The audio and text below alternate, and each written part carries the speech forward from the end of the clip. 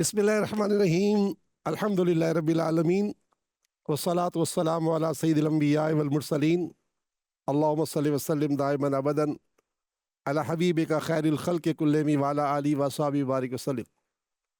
अल्हम्दुलिल्लाह, एक बार फिर हम अपने सिलसिले इस्तिखारा में आपके दरमियान मौजूद हैं और हमारे सिलसिले का आगाज़ अल्लाह के प्यारे रसूल सल्लल्लाहु ताला अलैहि वसल्लम के इरशादात से होता है। और रमज़ान करीम के इस अजीम शान महीने जिसके बारे में हमारे नबी फरमा चुके हैं कि अगर तुम्हें पता चल जाए कि रमज़ान में क्या है तो तुम तमन्ना करोगे कि पूरा साल रमज़ान रहे। तो माशाअल्लाह इस सिलसिले के आगाज़ में एक बार फिर हदीस पाक आपके साथ पेश करते हैं। प्यारे आका सल्लल्लाहु ताला अलैहि वसल्लम के सहाबी हज़रत अबू हुरैरा रज़ियल्लाहु ताला अन्हु कहते हैं कि सरकार दो जहां सल्लल्लाहु ताला अलैहि वसल्लम ने इरशाद फरमाया, जो शख्स बहालत रोज़ा झूठ बोलना और उस पर अमल करना न छोड़े, अल्लाह ताला को इसकी कोई ज़रूरत नहीं कि उसने खाना पीना छोड़ दिया है। लम्हा फिक्रिया है। झूठ तो वैसे ही बहुत बुरा है, झूठों पर अल्लाह की लानत है। अगर आप लुगत उठाएं और लफ्ज़ लानत के माना पूछें तो लुगत आपको बताएगी कि लानत के माने अल्लाह की रहमत से दूर। तो झूठ बोलना इतना बड़ा गुनाह कबीरा है कि बंदा अल्लाह की रहमत से दूर हो जाता है। और हदीस पाक में है कि झूठ बोलने की वजह से इंसान के मुंह से जो बदबू निकलती है, फरिश्ता उससे 1 मील दूर हो जाता है। और फिर रोज़े के हालत झूठ बोलना इतना बुरा है कि आका फरमाते हैं उसका भूखा प्यासा रहने की कोई ज़रूरत नहीं है। तो हमें चाहिए कि रमज़ान की ताज़ीम करते हुए झूठ से भी बचें और ऐसा बचें कि हमेशा बचते रहें, ताकि हमें अल्लाह ताला की रहमत से 12 घंटे 13 घंटे 14 घंटे भूखा रहना पड़ता है ना, तो ये भूख हमारी ज़ाया ना जाए। दुआ है कि अल्लाह ताला हम सबको रमज़ान की तकरीम करने की तौफ़ीक़ अता फरमाए और झूठ से हमेशा महफूज रखे। आइए अपने सवालात का आगाज़ करते हैं। ये ख़त है मुल्तान से, टेम्बर मार्केट से। मोहतरम फरमाते हैं कि कारोबार ख़त्म हो गया, हर काम में रुकावट, फाकों की नौबत, कोई जादू या अमल बंदिश तो नहीं है। बेटे ने भी साथ छोड़ दिया, अल-अमान वल हफीज़। जनाब आला, सबसे पहला जवाब तो ये है कि कोई अमल बंदिश नहीं है। और याद रखिएगा कि ये सारी चीज़ें जो है ना, ये अल्लाह ताला की रहमत से दूर हो सकती हैं।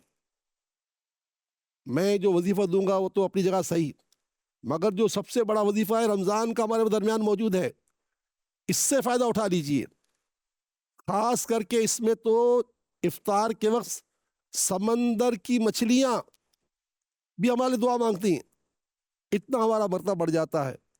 तो मोहतरम कोई रुकावट तो नहीं है। मैं आपको रिस्क के वज़ाइफ, तावीज़ात, नक्श भिजवा दूंगा जिससे इंशाअल्लाह ताला आपकी मुश्किल हल हो जाएगी। जादू बंदिश कुछ नहीं है।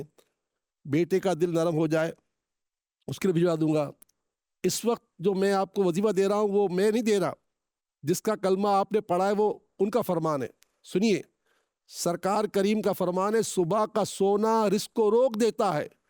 अगर फजर की नमाज में सोता रहा, मेरे 20 बच्चे सोते रहे, तो हमने खुद अपने रिस्क को भगा दिया।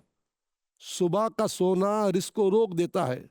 तो हमें पूरा रमज़ान है तो फजर की नमाज पढ़ लेते हैं, मगर पूरा साल पढ़नी है नमाज। फजर की नमाज अदा करें। और वजीफा सुनिए, मेरे आका फरमाते हैं सल्लल्लाहु ताला अलैहि वसल्लम कि जो शख्स अल्लाह ताला का ज़्यादा जिक्र करता है और मुझ पर दुरूद पड़ता है, अल्लाह ताला उसकी तंगदस्ती दूर कर देता है। आपने फरमाया कि फाका है, फाके ख़त्म हो जाएंगे, रिस्क का मसला हल हो जाएगा, मगर करना क्या है? अल्लाह को राज़ी करने के लिए अपनी ज़बान को मसरूफ़ रखना है। अल्लाह ताला फरमाता है, फ़ज़कुरूनी अज़कुरकुम। जब बंदा मुझे याद करता है, यानी मेरा जिक्र करता है, तो मैं भी उसको याद करता हूँ। यानी मेरा याद करना क्या होता है? मैं उस पर रहमत नाज़िल फरमाता हूँ।